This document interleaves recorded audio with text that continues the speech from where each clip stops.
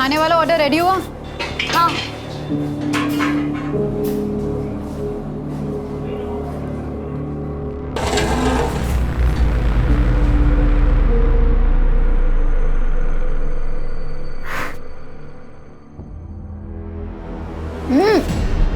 तूने फिर अपनी अकल लगाई? ये क्या भर भर के दालचीनी डाल दी है इसमें? ठीक तो बना है, मैंने खुद भी टेस्ट किया है। तेरी जुबान को ना जायके का इल्म है ना बोलने का, और अगर सुनने की आदत नहीं है तो अपना बोरिया बिस्तर बांध और गांव चला जा।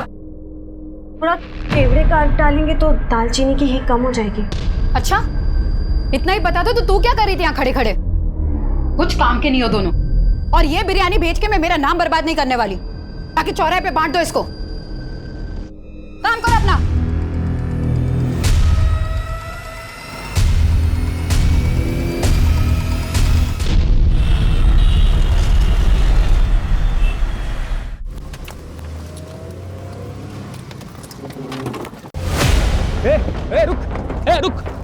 रुक इधर आ। साले रुक। साले तुझे बड़ा शौक है ना लड़की बनने का, हैं? अभी तुझे तेरा बताते किसे कहते हैं। साले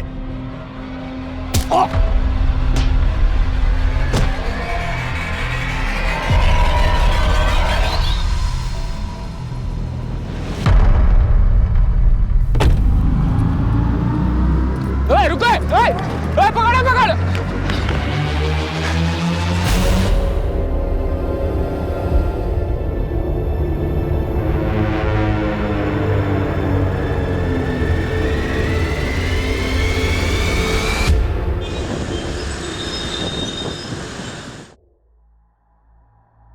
हिना जी, 5 नवंबर को हमारी कंपनी एक बड़ा इवेंट ऑर्गेनाइज करने जा रही है। 5000 लोग आपकी बिरयानी का लुत्फ उठाएंगे। इस बार कोई कसर मत छोड़ना। दिवाकर जी, इतने सालों से आपके मेहमानों को परोस रहे हैं, कभी कोई कसर छोड़ी है जो आप छोड़ेंगे? लेकिन इस बार एक खास डिमांड है। आपकी खिदमत का मार्जिन बढ़ाना है क्या? नहीं, बस खिदमत का तरीका बदलना है। इस बार परोसने वाले लड़के नहीं, लड़कियां होनी चाहिए।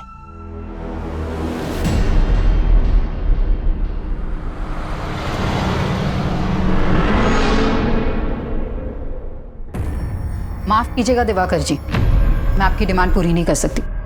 ये मेरे उसूलों के खिलाफ है। हिना जी, अपनी पुरानी सोच का नकाब उतारिए।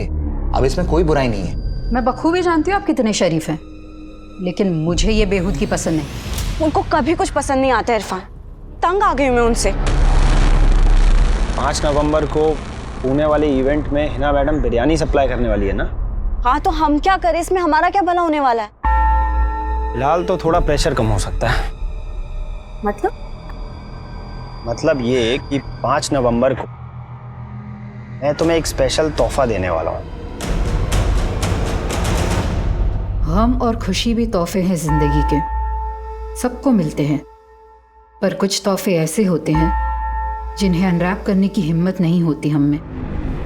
लेकिन अब मैं ये हिम्मत करना चाहती हूँ। मैं वो नकाब अब उतार देना चाहती हूँ। दुनिया को दिखा देना चाहती हूँ कि मैं भी पत्थर नहीं हूँ।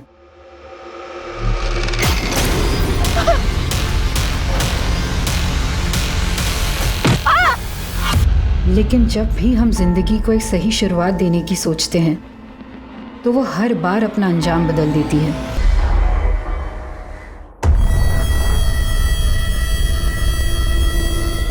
उस्मान, गेट खोल। उस्मान, एक मिनट बोल रहा। कौन है आप? तेरा भाई। अरे उस्मान, कहाँ अंदर घुसे जा रहे हैं? अरे ए उस्मान, बाहर निकल। उस्मान नहीं है यहाँ पर। कहाँ है तेरा हिजरा भाई? हैं? साला हमारी गाड़ी लेके भागा है। बोल दे लौटा दे, वरना जो उसके साथ नहीं कर पाए ना वो तेरे साथ करेंगे। आई समझ? साला हिजड़ा, चल।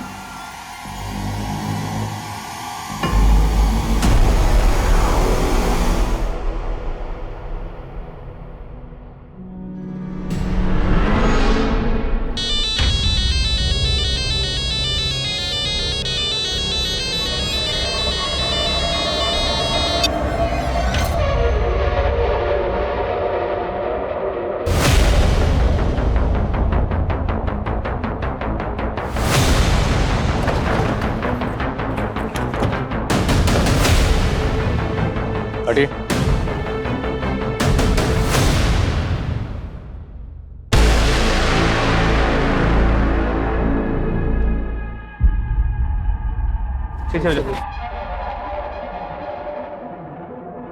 खोलो।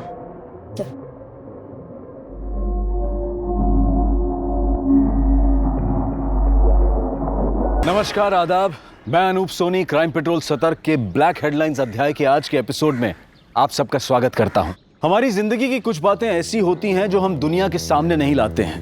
हमारी कोशिश यही रहती है कि दुनिया की नजरों में हमारी वही इमेज बने जो हम उनको दिखाना चाहते हैं। हम में से ज्यादातर लोग अपने अंदर और बाहर दो ऐसी अलग अलग जिंदगियां जीते हैं जो कभी कभी आपस में मेल नहीं खाती हैं। और इस केस से जुड़े लोगों की जिंदगियां भी ऐसी हैं। ये केस पुणे में मिली एक औरत की लाश से शुरू हुआ था, लेकिन इस केस के तार पुणे, मुंबई, महाराष्ट्र से लेकर कर्नाटका, केरला और यहां तक कि वेस्ट बंगाल तक फैले हुए थे।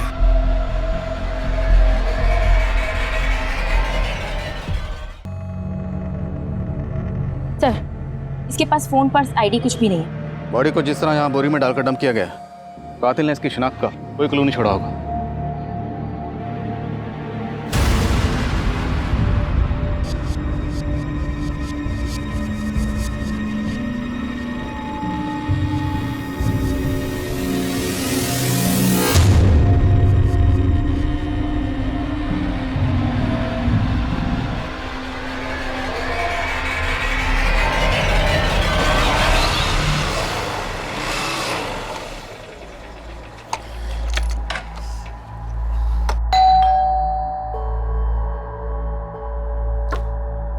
सादिक, आ गया बेटा? सादिक, ये चोट कैसे लगी तुझे? बाइक फिसल गई थी अम्मी। अरे तो डॉक्टर को दिखा के आता था। उसकी जरूरत नहीं थी, कर लूंगा। कहाँ गया था तू? कल सुबह से घर से निकला था और अब लौट रहा है। क्यों मरा जा रहा है उस लड़की के लिए?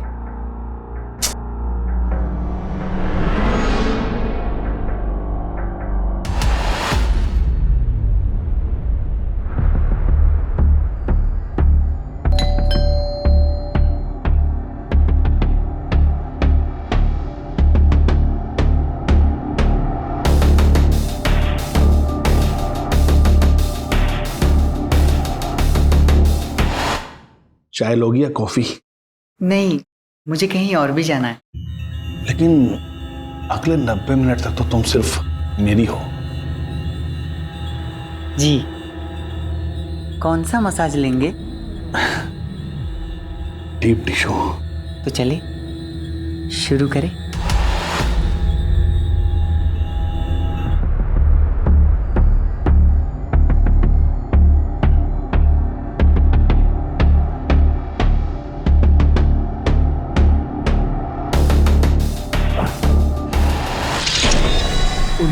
अरे ये मेरा हाथ क्यों बांध रहे? अरे मैंने नहीं बुलाया था तेरे को।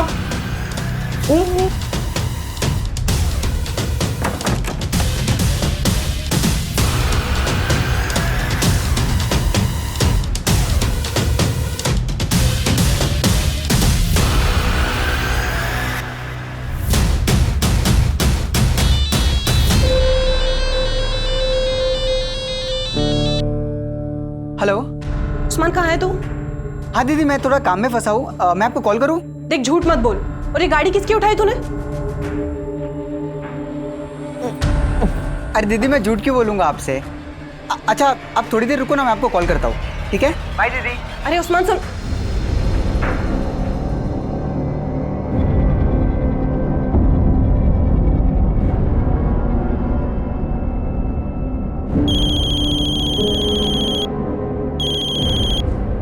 हेलो जी, रोशनी बोल रही हूँ। आप कौन? क्या लाश मिली है?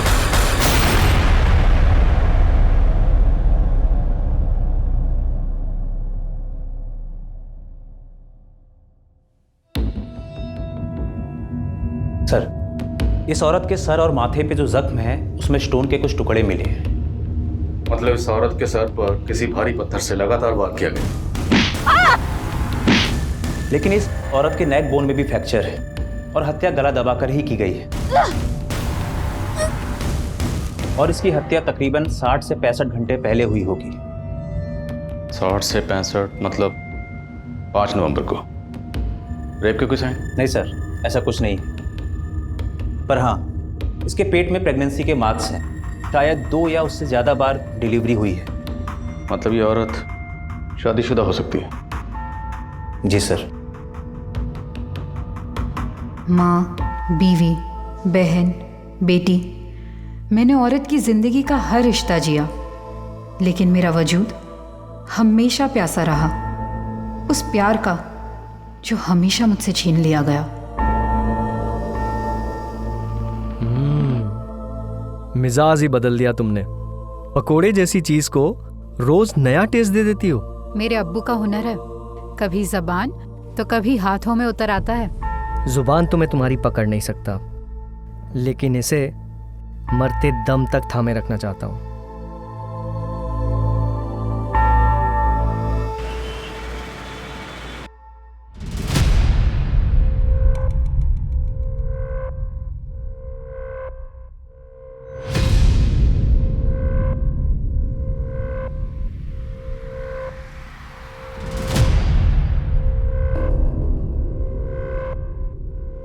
ये नहीं, ये वो नहीं।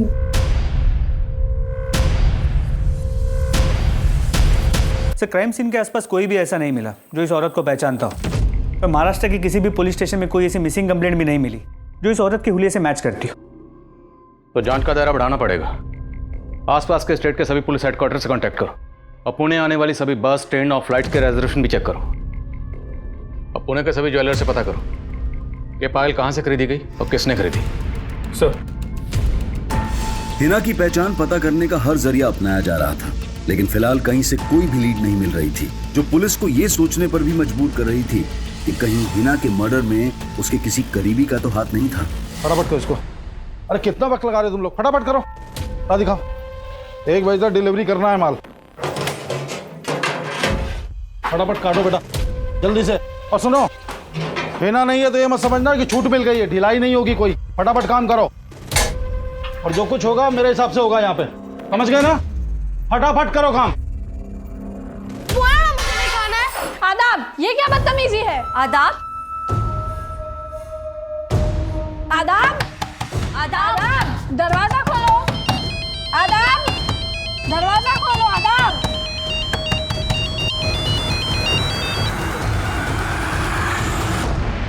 इरफान, मैंने बोला था ना मुझे फोन मत करना। हाँ, तो मुझे अवॉइड करने से तुम्हारी तकलीफ कम हो जाएगी क्या? आना, तो तुमसे मिलकर कौन सी तकलीफ कम हो जाएगी मेरी? यार, तकलीफ में सिर्फ तुम ही नहीं हो ना, मेरी भी तो प्रॉब्लम समझो। प्लीज एक बार मिल लो। ठीक है, बताती हूँ। किससे बातें कर रही थी? आप क्यों ताका झाकी करती हैं?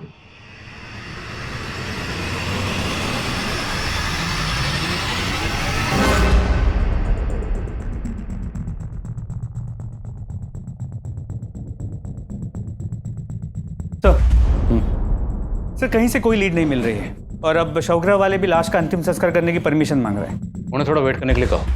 मैंने चेक किया, इस पायल का डिजाइन है वो कर्नाटका के मैसूर की स्पेशलिटी है। मतलब चांसेस है कि ये औरत मैसूर की हो सकती है? पॉसिबल है, लेकिन मर्डर हुआ पुणे में। एक काम करो, जिस एरिया में हमें लाश मिली उस एरिया का डंप डाटा स्टडी करो। हो सकता है मर्डर के वक्त इस औरत का फोन एक्टिव रहा, और मैसूर में यह पता करने की कोशिश करो कि पायल कहां से खरीदी हो सकती है। जी सर। जब किसी परिवार का कोई सदस्य लापता हो जाता है तो पूरा परिवार उसकी खोज में जुट जाता है, लेकिन क्या हिना के परिवार वाले भी उसकी तलाश कर रहे थे? 1 महीने से ज्यादा का वक्त गुजर चुका था और हिना के शव को अंतिम विदाई देने वाला कोई सामने नहीं आया था। वहीं पुणे से लगभग 2000 किलोमीटर दूर कोलकाता में रोशनी नाम की एक औरत ने अपने पति की गुमशुदगी की रिपोर्ट लिखवाई थी और उसे लगातार कई लाशों की शिनाख्त के लिए बुलाया जा रहा था। 4 राज्यों तक फैले इस केस में ऐसे कई चेहरे थे जो इस केस को और भी रहस्यमयी बनाने वाले थे, लेकिन फिलहाल पुणे पुलिस कर्नाटका के मैसूर शहर में इस केस की कड़ियां ढूंढ रही थी। लेकिन किसी भी सुनार से यह पता नहीं चल पा रहा था कि वो पायल कहां से बेची गई होगी। वहीं पुणे में क्राइम सीन के एरिया का डंप डेटा भी निकाला जा रहा था। वहीं पुणे से लेकर मैसूर तक के लोकल अखबारों में हिना की तस्वीरें छपवाई गईं और जगह जगह उसके पोस्टर चिपका दिए गए थे। और जल्द ही एक ऐसा आदमी सामने आया जो हिना को जानता था।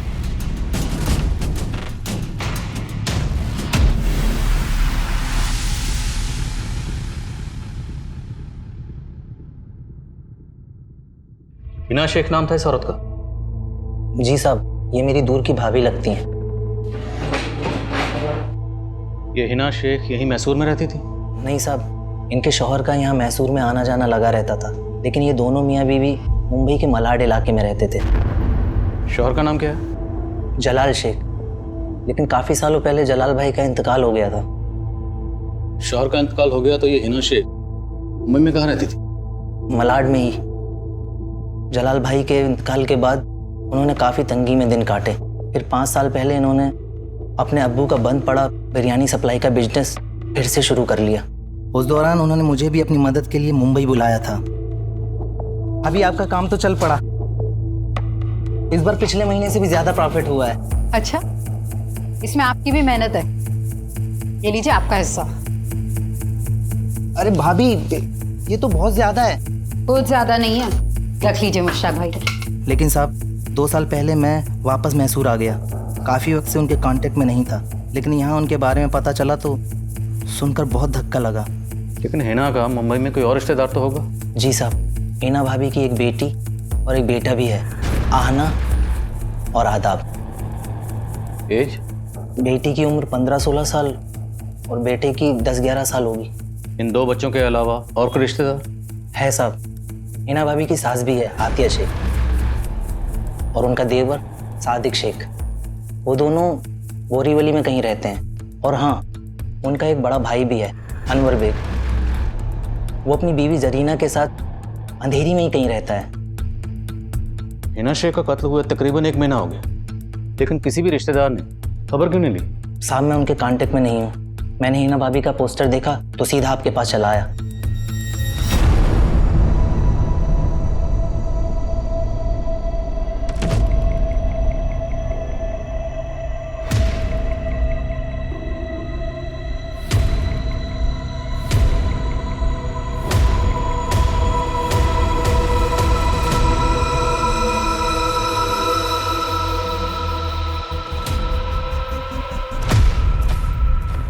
आपको गलतफहमी हो रही है सर। हमने तो हिना की गुमशुदगी की रिपोर्ट भी लिखवाई थी। कौन से पुलिस स्टेशन में? जी, मलाड पुलिस स्टेशन में। FIR भी लिखवाई है सर, ये देखिए। आपने FIR में लिखवाया कि हिना 5 नवंबर की सुबह नासिक गई थी?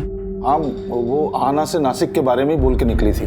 लेकिन हमें हिना की लाश यहाँ 6 नवंबर को पुणे में मिली। हिना पुणे क्यों आई होगी? यहाँ कोई है जिससे मिलने आई होगी? सर, पुणे में LNC नाम की एक इवेंट कंपनी है। अम्मी इनके इवेंट्स में बिरयानी सप्लाई करती थी। 5 नवंबर का भी ऑर्डर था, पर घर से निकलते वक्त अम्मी बोली कि वो नासिक जा रही है। आदा, बेटा मुझे काम से नासिक जाना, आने में देर हो जाएगी। दोनों भाई बहन लड़ना मत। पर अम्मी, आज तो 5 नवंबर है ना। पूना के इवेंट में बिरयानी का ऑर्डर था और आप नासिक जा रहे हो। तो मेरी काम की बातों पर गौर करना बंद कर दे और अपनी पढ़ाई पे ध्यान दे। शरारत नहीं।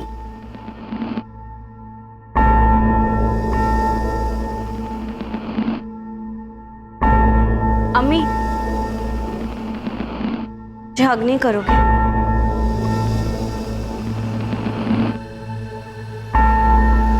चलती हूँ, दोनों लड़ाई मत करना।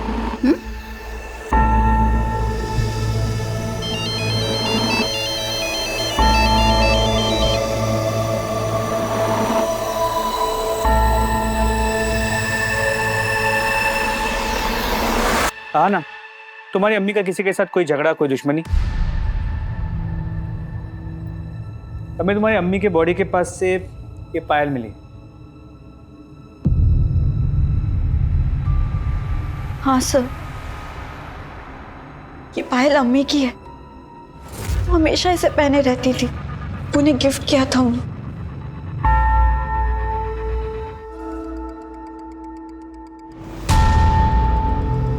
सर, क्या मैं ये पायल ले जा सकती हूँ?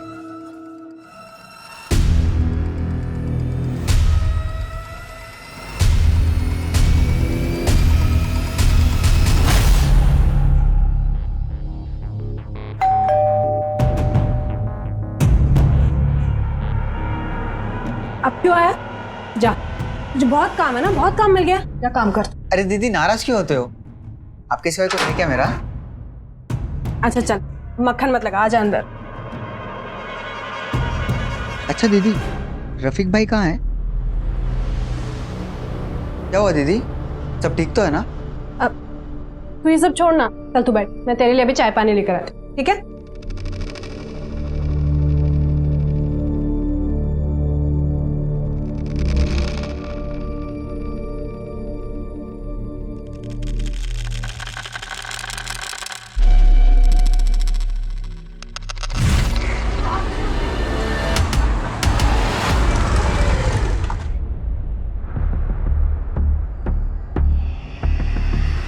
उस्मान रुक! उस्मान!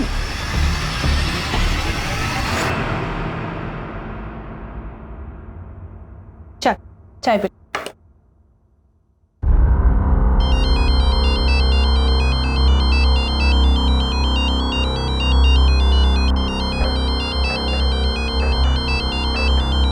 तो चाय पी, मैं आती हूँ।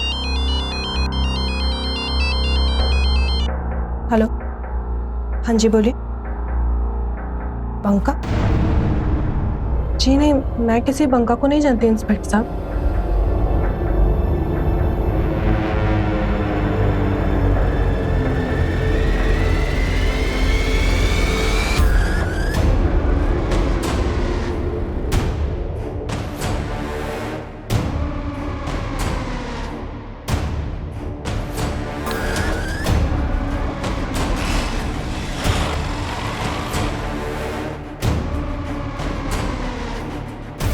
हिना के रिश्तेदारों ने उसकी मिसिंग कंप्लेंट फाइल की थी, हमें इस बारे में क्यों नहीं पता चला? तो चूक लोकल पुलिस की, शायद उन्होंने ध्यान नहीं दिया। हमने हिना की फ़ोटो को सर्कुलेट कर रखा है, तो उनसे बात करके ऐसा लगा कि शायद उन्होंने हिना को ठीक से ढूंढने की कोशिश भी नहीं की है। पर अब हमें कोई चूक नहीं करनी, हमें किसी भी कीमत पर हिना के कातिल को ढूंढना है। हिना 5 नवंबर को अपने घर से बेटी को ये कह के निकली कि वो नासिक जा रही, जबकि हमें हिना की लाश 6 नवंबर को पुणे में मिली। मामला कुछ समझ में नहीं आ रहा।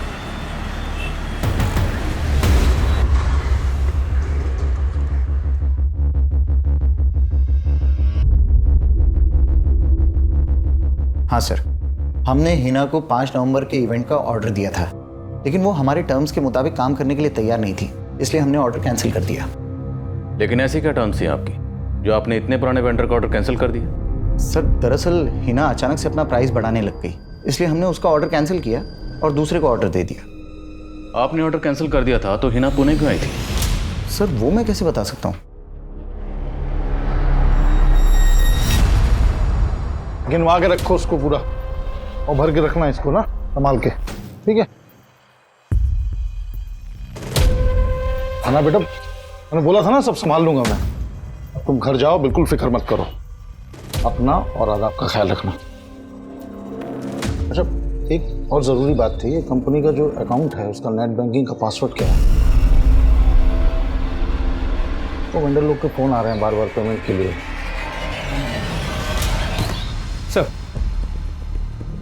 सर हिना के कॉल रिकॉर्ड चेक किए। 5 नवंबर की सुबह उसने 2 बार दिवाकर को फ़ोन किया था और उसके बाद उसका फ़ोन मुंबई से पुणे की तरफ ट्रैवल हुआ और 5 नवंबर के शाम 5 बजे उसका फ़ोन पुणे में स्विच ऑफ हुआ। यानी उसी दौरान जब उसका कत्ल हुआ। सर मैंने इस दिवाकर की फील्डिंग लगा दी।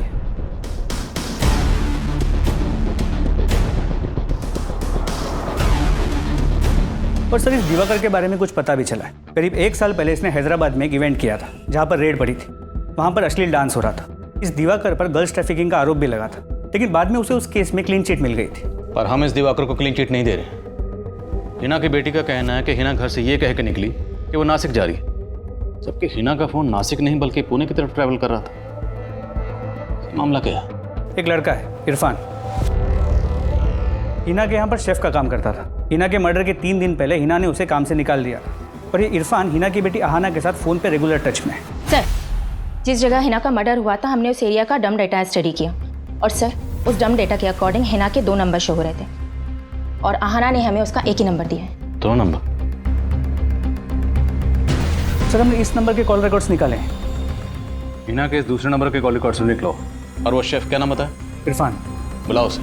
सर।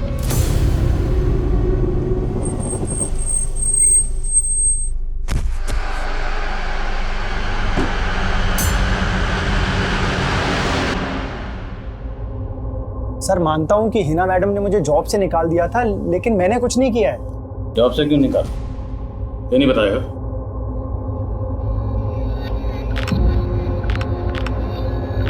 कैसी लग रही हूँ?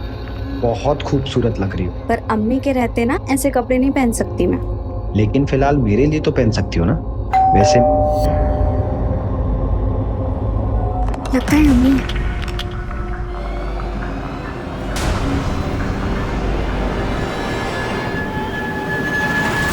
इतनी क्यों देर कर दी तुमने? अम्मी वो मैं वॉशरूम में थी। अच्छा,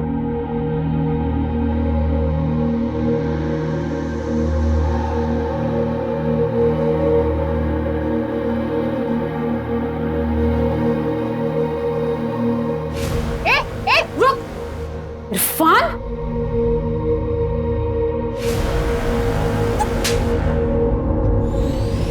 सर दरअसल हिना मैडम को मेरा और अहाना का मिलना पसंद नहीं था, बस इसीलिए उन्होंने मुझे जॉब से निकाला था। फिर तूने क्या किया? सर सच में इरफान ने कुछ नहीं किया। फिर तुमने हमसे झूठ क्यों बोला? तुम्हारी अम्मी नासिक गई थी, जबकि 5 नवंबर को तुम्हारी अम्मी पुणे में थी। सर अम्मी मुझे नासिक का ही बोल के गई थी। बेटा मुझे काम से नासिक जाना, आने में देर हो जाएगी। तुम्हारी अम्मी के पास ये एक और नंबर था जो हमने ढूंढ के निकाला। ये नंबर तुमने हमें क्यों नहीं दिया? अम्मी एक ही नंबर यूज करती थी सर, इस नंबर के बारे में मुझे नहीं पता है। अहाना के अलावा हिना का भाई अनवर, भाभी जरीना, देवर सादिक और सास आतिया, कोई भी हिना के इस दूसरे नंबर के बारे में नहीं जानते थे। सवाल ये है कि हिना अपने इस दूसरे नंबर के बारे में अपने घर वालों से सीक्रेट क्यों रखेगी? कहीं घर वालों में से कोई कुछ छुपा तो नहीं रहा? सर अहाना को देख के लगता तो है कि वो कुछ तो छुपा रही। और वो इरफान, वो भी कुछ ठीक नहीं लग रहा। नजर रखो दोनों पर और हिना के बाकी रिलेटिव्स के बारे में पता करो। सर हिना के दूसरे नंबर के कॉल रिकॉर्ड्स चेक। उसके उस नंबर पर सिर्फ एक ही नंबर से कॉल्स आती थी और उसी नंबर पे कॉल्स की जाती थी। सिर्फ एक नंबर? जी सर। और वो नंबर किसी रोशनी मिर्ज़ा के नाम पर उसके कोलकाता के एड्रेस पर रजिस्टर्ड है। सर ये है रोशनी मिर्ज़ा और अब इसका वो नंबर भी बंद आ रहा है।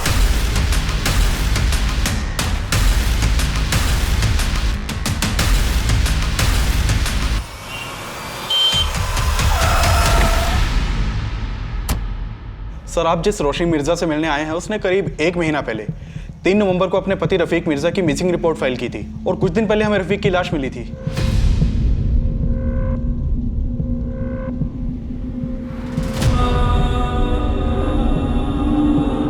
क्या ये आपके पति हैं?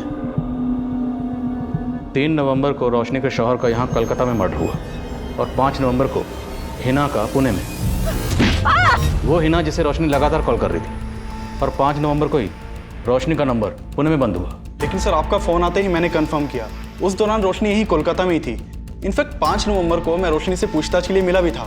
तो फिर रोशनी का वो नंबर पुणे में कैसे एक्टिव था? रोशनी मिर्ज़ा नाम है इस औरत का। क्या आप में से किसी ने कभी भी इसे हिना के साथ देखा है? नहीं सर। हाँ सर, हम लोगों ने भी कभी इस औरत को नहीं देखा। मैं किसी रोशनी को नहीं जानती। और आप? नहीं सर।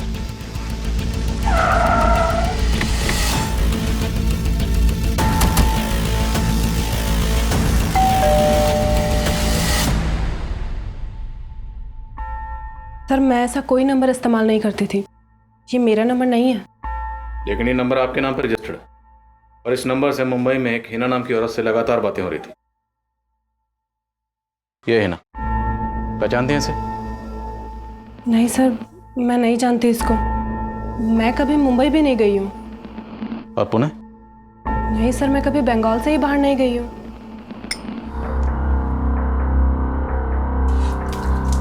क्यों उस औरत के गम में अपनी जिंदगी बर्बाद कर रहा है और साथ में मेरी भी? उसी के गम में पी रहा हूं अम्मी। अगर उसने मेरे जज्बात को समझा होता तो आज उसका ये हश्र नहीं होता। शादी? तूने तो उसका ये हाल नहीं किया। जिस दिन हिना की मौत हुई उस दिन तू भी तो यहाँ नहीं था। पूछताछ में सादिक और अनवर पर भी शक करने की वजह मिली है। हिना के गुजरने के बाद अनवर ने जिस तरह हिना के काम पे कब्जा कर लिया वो शक करने जैसा तो है। इसके अलावा क्या मिला? हिना के कई रिश्तेदारों का कहना है कि जलाल की मौत के बाद हिना के साथ शादी थी कि सादिक हिना से शादी कर ले, और सादिक जलाल और हिना की शादी के पहले से हिना को पसंद करता था। कहीं हिना के इस हश्र की वजह सादिक की हताश मोहब्बत तो नहीं? और सर ये सादिक 5 नवंबर को मुंबई में भी नहीं था और उस रात उसका फ़ोन भी बंद था। एक मिनट, हाँ बोलो यादव। सर ये दिवाकर तो काफ़ी अलर्ट लग रहा है।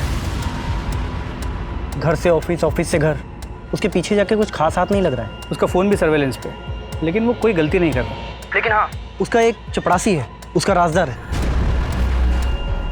उसे हाथ में लेते हैं सर, कुछ ना कुछ ज़रूर बताएगा। ठीक है, तो उसी को हाथ में लेते हैं। सर तुम इस सादिक पे नज़र रखो, मुझे दिवाकर में दिमाग लड़ाना पड़ेगा। सर रोशनी के बारे में जो कुछ भी मालूम चला उससे लगता नहीं कि वो कभी मुंबई गई होगी, लेकिन रोशनी के पति रफीक वो 2 साल पहले तक मुंबई में जॉब करता था। तो हो सकता है रफीक रोशनी का नंबर इस्तेमाल कर रहा है। लेकिन सर रफीक का मर्डर तो 3 नवंबर को हो गया था। रफीक के मर्डर में किसका हाथ लगता है? सर हमें इस बंका नाम के आदमी के ऊपर शक है। साले मेरा 1 लाख नहीं है ना, जान लगेगा, समझा? समझ जा, लाश मारेंगे। सर रोशनी ने हमें इस झगड़े के बारे में बताया था। सर रोशनी बंका का नाम नहीं जानती थी, लेकिन उसने बंका की फोटो से उसे आइडेंटिफाई किया था, और ये बंका 3 नवंबर से ही फरार है। इस बंका के अलावा और कोई सस्पेक्ट? जी सर हमें रोशनी के छोटे भाई उस्मान के ऊपर शक है। सर जब से रफीक का मर्डर हुआ है ये उस्मान भी गायब है, लेकिन रोशनी नहीं मानती कि उस्मान रफीक का मर्डर करेगा। तो फिर ये उस्मान गायब क्यों है? सर फिलहाल तो इसका कोई लीड नहीं मिला है, लेकिन हम उस्मान की तलाश कर रहे हैं। कहीं ऐसा तो नहीं है उस्मान ही अपनी बहन का दूसरा नंबर इस्तेमाल कर रहा था और रोशनी झूठ बोलकर इसे बचा रही है?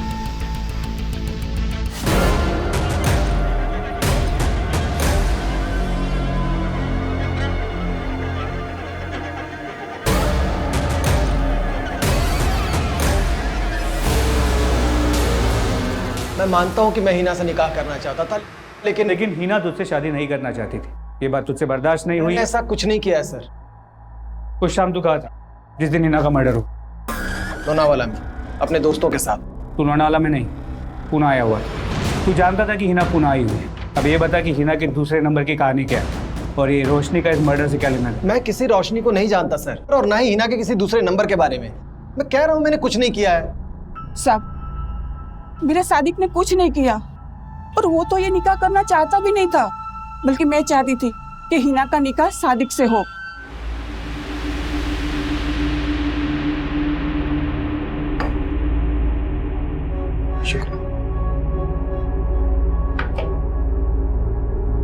देख बेटा, जलाल के जाने का गम कभी नहीं भरेगा, पर मैं तुझे और तेरे बच्चे को ऐसे मायूस नहीं देख सकती। और मेरे कहने पर सादिक तुझे अपनाने को तैयार है, निकाह कर ले इससे। ये आप क्या कह रही हैं अम्मी?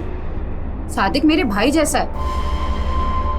साहब मैं मानती हूँ सादिक थोड़ा गुस्से वाला है, पर हिना को नुकसान कभी नहीं पहुंचा सकता वो।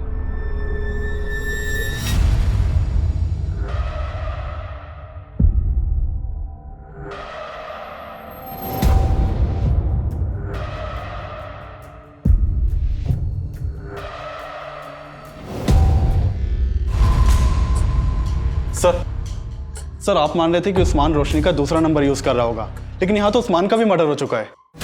उस्मान का मर्डर? जी सर 6 दिन पहले करीमगंज पुलिस को हाईवे के पास उस्मान की लाश मिली थी। ये देखिए।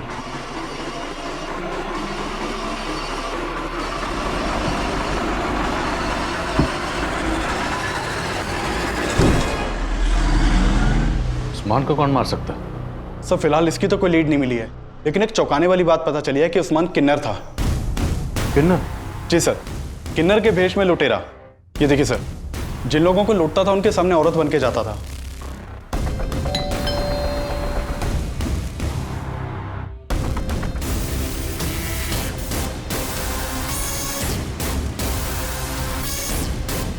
पूरा गैंग था इसका, और कई एरियाज की पुलिस उस्मान को ढूंढ रही थी, लेकिन सर रोशनी ने हमें नहीं बताया कि उस्मान किन्नर था। छोड़ो मुझे, आप लोग ऐसे जबरदस्ती नहीं कर सकते हैं। आप लोग जानते नहीं हो कि मैं कौन हूं। चुपचाप बैठ जा। सर आपको कोई गलतफहमी हुई है, मेरी हिना से कोई दुश्मनी नहीं थी।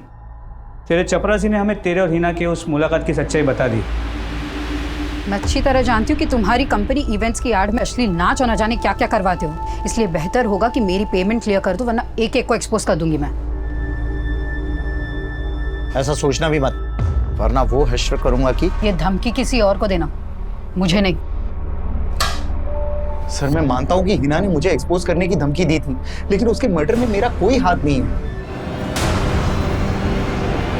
सर सर उस्मान बचपन से ही किन्नर था, लेकिन ये हमने हमेशा छुपा कर रखा।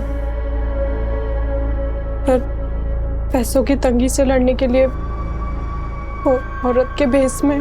तो तुम ये जानती थी कि उस्मान औरत के भेस में जुर्म कर रहा था? रफीक भी जानता था? उन्हें तो ये भी मालूम नहीं था कि वो किन्नर था, पर एक दिन उन्होंने उसको देख लिया। उस्मान रुक! उस्मान! रफीक ने मुझे सब बता दिया था और इस बात को लेकर उस दिन बहुत झगड़ा भी हुआ था। तुम दोनों ने मुझसे इतनी बड़ी बात छुपाई। ये किन्नर है और मेरी बीवी है किन्नर की बहन। पर जीजाजी इसमें दीदी का कोई कसूर नहीं है। मेरा तुझसे कोई वास्ता नहीं है और दोबारा अपनी शक्ल मत दिखाना मुझे। रफीक ये क्या कर रहे तुम? दीदी को हाथ कैसे लगाया? छोड़ छोड़ रफीक छोड़। लेकिन मैंने किसी तरह उस्मान से कसम ले ली कि अब वो कोई बुरा काम नहीं करेगा। लेकिन जब रफीक गायब हुए तो क्या? जब रफीक गायब हुआ तो क्या हुआ? सर मुझे पता था कि उस्मान ने ही रफीक को। तुम कहना चाहती हो उस्मान ने रफीक को मारा? सर मुझे शक था, पर मेरा वो दूसरा नंबर वो भी उस्मान ही इस्तेमाल कर रहा था। तो उस्मान हिना को जानता था? सर इस बारे में तो मुझे कुछ मालूम नहीं है। अगर ये रोशनी सच बोल रही है तो उस्मान हिना को इतने कॉल क्यों कर रहा? कहीं ऐसा तो नहीं कि हिना को भी उस्मान जिसका इनके साथ काम कर रहा था, उन लोगों के बारे में कुछ पता चला? सर उनकी तलाश जारी है। लेकिन रफीक के मर्डर का एक और सस्पेक्ट है, बंका। अगर रफीक का मर्डर उस्मान ने किया है तो बंका क्यों गायब है? कहीं ऐसा तो नहीं ये रोशनी उस्मान का नाम लेकर बंका को बचा रही है? लेकिन सर हमें बंका और रोशनी के बीच में ऐसा कोई भी कनेक्शन नहीं मिला था। ये हमें गुमराह करने की चाल भी हो सकती है। हो सकता है बंका रोशनी का दूसरा नंबर इस्तेमाल कर रहा। ये बंका कहाँ फरार है, उस पर कोई लीड? सर बंका का फोन 7 नवंबर को केरल में बंद हुआ था। मैंने केरल पुलिस को बंका की फोटो भेजी थी, लेकिन अभी तक कुछ पता नहीं चला। बंका का फोन जिस एरिया में बंद हुआ, मुझे उस एरिया की डिटेल दो और इस रोशनी पर नजर रखो। सर आना बेटा, ये गलत फहमी अपने दिमाग से बिल्कुल निकाल दो कि हमें हिना के बिजनेस का कोई लालच है। हम दोनों यहाँ तुम लोगों के साथ सिर्फ इसलिए हैं क्योंकि हमें लगता है कि हमसे बेहतर परवरिश तुम्हारी कोई और नहीं कर सकता है। हाँ बेटा, हम तुझ पर कोई रोक टोक भी नहीं लगाएंगे। माना कि मुझे अम्मी की रोक टोक पसंद नहीं थी, लेकिन आप लोगों का जबरदस्ती का प्यार दिखाना ना बहुत इरिटेटिंग लग रहा है। अनुज, मैं तुम्हें एक बंका नाम के आदमी की डिटेल्स भेज रहा हूँ। इस बंका का फोन 7 नवंबर को केरला में स्विच ऑफ हुआ था। अपने खबरों को काम पे लगाओ और जरा इसकी डिटेल निकलो। पुणे, मुंबई, मैसूर और कोलकाता के बाद अब पुलिस केरला में इस केस की कड़ियां ढूंढ रही थी। पुलिस का खबरी नेटवर्क बंका को केरला में ढूंढ रहा था। वहीं कोलकाता पुलिस ने उन किन्नरों का पता लगा लिया जिनके साथ उस्मान लूटपाट करता था, और पुलिस रिमांड में उन्होंने कबूल किया था कि उन्होंने उस्मान को उनके गिरोह की आपसी रंजिश में मार दिया था। क्या? आधा हिस्सा? हाँ तो खूबसूरती तो मेरी भी है ना। देख तेरा बहुत ज्यादा हो रहा है। मुझे नहीं पता, आधा चाहिए मुझे। आधा हिस्सा चाहिए।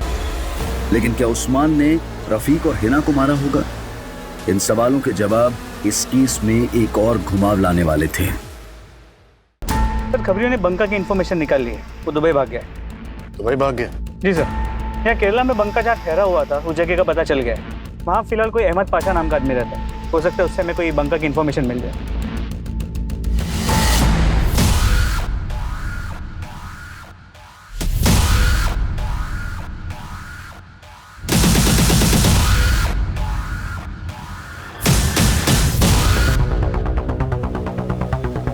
सर हो सकता है यही अहमद पाशा, बंका यही रहता था।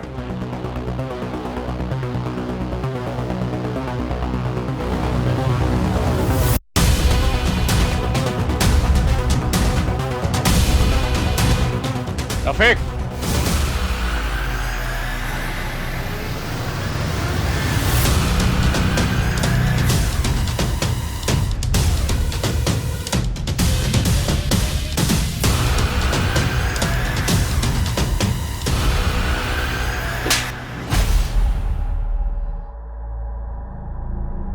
तो और तेरी बीवी तो बड़े शातिर निकले। तेरी बीवी बोल रही थी कि तुझे उस्मान ने मार दिया, लेकिन तू वहां चुप के बैठा हुआ था। अपनी बीवी के नंबर से हिना को तू ही कॉल करता था ना? नहीं सर, सिर्फ मैं ही नहीं, हिना भी मुझे कॉल किया करती थी। 2 साल पहले तक मैं मुंबई में जॉब कर रहा था। हिना की बिरयानी अक्सर मेरे ऑफिस में सप्लाई हुआ करती थी। हिना, ये लीजिए आपकी पेमेंट का चेक। शुक्रिया। शुक्रिया तो मुझे भी कहना चाहिए, आपकी बिरयानी वाकई बहुत लजीज है। फिर हम अक्सर मिलने लगे। जलाल को खो देने के बाद मैंने अपनी जिंदगी को एक दायरा दे दिया था। सोचा सिवाय अपने बच्चों की खुशी के और कुछ नहीं सोचूंगी। हिना, तुम्हें भी अपने बारे में सोचना चाहिए। मैं भी अपने बारे में अब सोचना चाहता हूँ। तुम कहना क्या चाहते हो रफीक? देखो, हम दोनों एक दूसरे से बहुत प्यार करते हैं। क्या तुम नहीं चाहती कि हम दोनों की शादी हो? मैं तुम्हारी फीलिंग्स की रिस्पेक्ट करती हूँ रफीक, लेकिन मैं शादी नहीं करना चाहती। फिर मेरे पेरेंट्स ने मेरी शादी रोशनी से करवा दी। कोलकाता में मैंने जूते की दुकान डाली। सोचा काम में डूबा रहूंगा तो हिना को भुला दूंगा। सर, मेरा बिजनेस नहीं चला। एक दिन काम के सिलसिले में मुंबई गया तो न चाहते भी मैं हिना को कॉल कर बैठा। रफीक, मैंने भी तुम्हें भूलने की बहुत कोशिश की, पर नहीं हो सका। मैं अब तुम्हें मेरी जिंदगी से दूर जाने नहीं दे सकती। हम दोनों पर अजीब सा पागलपन सवार हो गया था। हम दोनों और ज़्यादा मिलने लगे। इतना ही नहीं, वो मेरी पैसों से भी मदद करने लगी, लेकिन मेरी बीवी का नाम सुनते ही वो बौखला जाती थी। तुम मुझसे प्यार करते हो या अपनी बीवी से? बीवी तो मैं तुम्हें ही बनाना चाहता था, लेकिन तुमने मेरा प्यार कहाँ समझा? रफीक, मैं मानती हूँ कि मेरी गलती थी, लेकिन अब मैं तुम्हें खोना नहीं चाहती। तुम अपनी बीवी को छोड़ दो। अच्छा, तुम छोड़ सकती हो अपने बच्चों को मेरे लिए?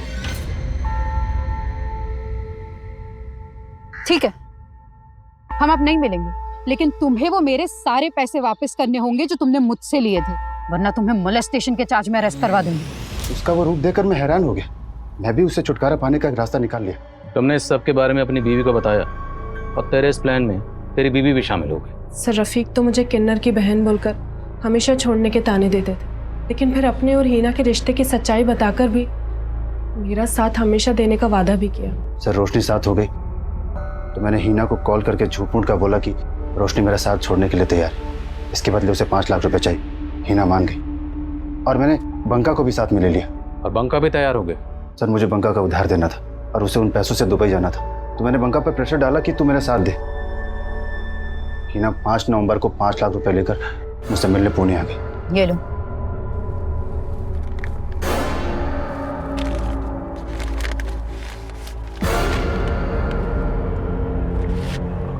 बाका,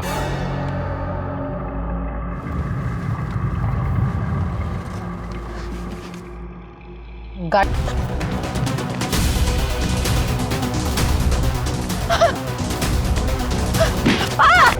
1.5 लाख रुपए लेकर दुबई चला गया। मैं भी दुबई जाने वाला था। केरला में अहमद पाशा के नाम से मैंने अपना पासपोर्ट ही बनवा लिया था। वीज़ा लगने की देरी थी कि आप लोग आ गए। अब तेरा वीज़ा हम लगाएंगे, इस जेल का, वो भी लाइफ टाइम। सड़े यहाँ पे आप। रिश्तों के बनने की वजह मायने नहीं रखती है, लेकिन उनके टूटने के 1000 मायने निकाले जाते हैं। छिप छिप कर मिलना रिश्ते की मजबूरी हो सकती है, लेकिन यह सोचने की जरूरत है कि जिस रिश्ते को हम दुनिया के सामने नहीं ला सकते हैं, वो रिश्ता हमेशा हमें डर की जिंदगी देता है। इसलिए दुनिया की परवाह करने से बेहतर है कि हम अपनी परवाह करें। अगर हिना ने वाकई अपनी परवाह की होती तो वो शादीशुदा रफीक को अपनी जिंदगी में वो जगह नहीं देती जो उसने दे दी थी। और यही वजह थी जिसने रफीक के हौसले इतने बुलंद कर दिए कि वो धोखे और फरेब का एक ऐसा खेल रच बैठा जिसने हिना को हमेशा के लिए खामोश कर दिया। अब मैं अनूप सोनी आपसे विदा लेता हूं। फिर मुलाकात होगी क्राइम पेट्रोल सतर्क के ब्लैक हेडलाइंस अध्याय में एक और नए केस के साथ। और याद रखें, क्राइम और आपके बीच में सिर्फ इतना फर्क है कि आप कितने सतर्क हैं। सतर्क रहें, सुरक्षित रहें। जय हिंद।